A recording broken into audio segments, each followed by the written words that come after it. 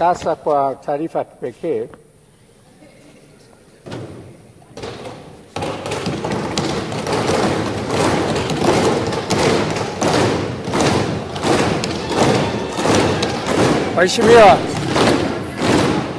Waheshimiwa,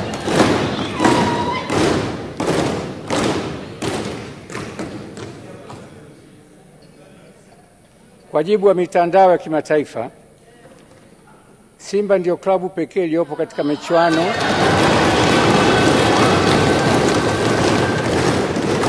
inayosimamiwa.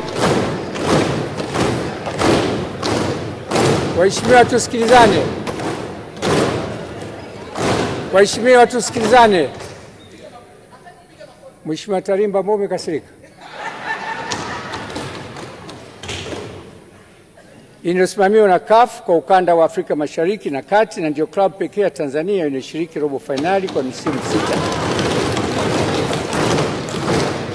mfululizo. Kwa michuano inayosimamiwa na shirikisho la mpira barani Afrika CAF.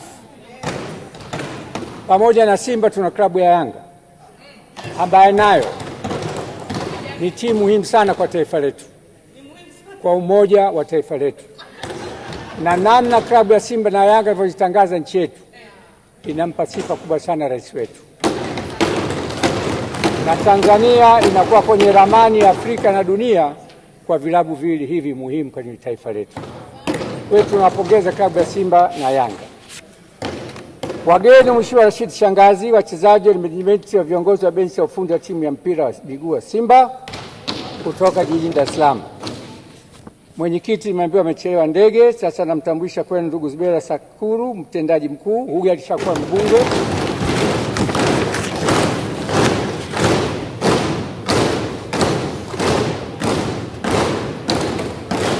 CPA Isa Masud, mjumbe wa bodi.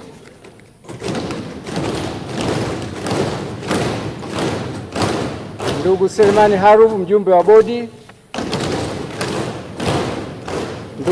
Ndugu Fadu David, kocha mkuu.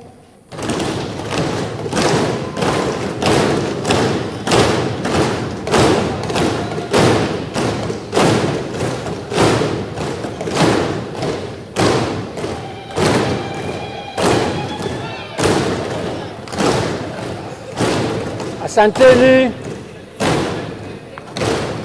Ndugu Ahmed Ali, meneja habari na mawasiliano.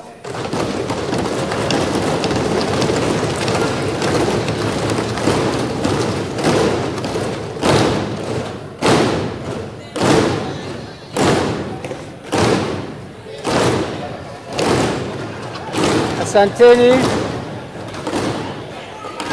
Wachezaji wa Simba wakiongozwa na Captain Mohamed.